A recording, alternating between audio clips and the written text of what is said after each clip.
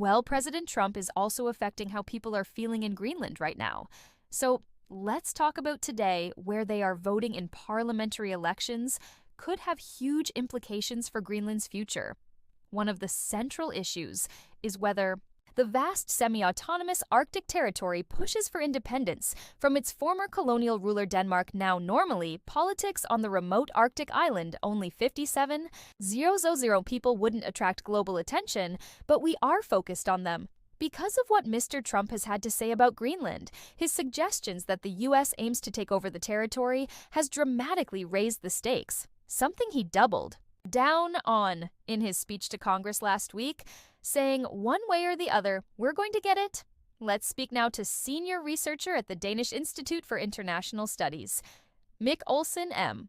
Good to see you.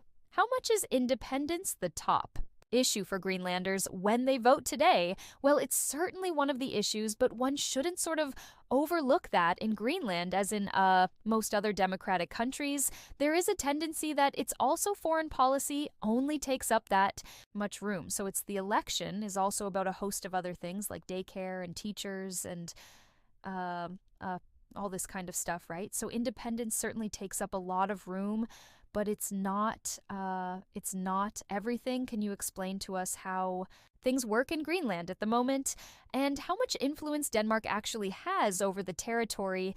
Well, the division of labor, so to speak, would be that according to the Danish constitution, Denmark would have the say in foreign and security policy. And then Greenland has the option of taking home responsibility for a vast area of what makes a state work at its own pace. But even when it comes to foreign and security policy, we've seen a tendency in recent years actually for the Greenlanders to want more of a say, and also for the Danish government to be willing to actually grant the Greenlanders and also the FIS more of a say when it comes to Arctic policies, at least. So, what has the reaction been from most Greenlanders? Or is there a common feeling about what President Trump has had to say that for one way or another, it's going to one day belong to the U.S.?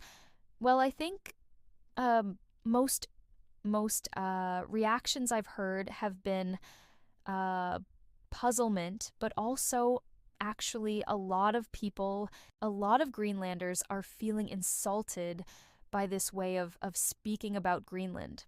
And this is a bit of a paradox in Donald Trump's strategy, because right now he seems to be focusing quite a bit on trying to convince the Greenlanders to actively wanting to join the U.S.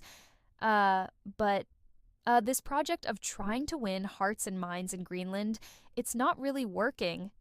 I got to say, rather, his remarks is having the opposite effect.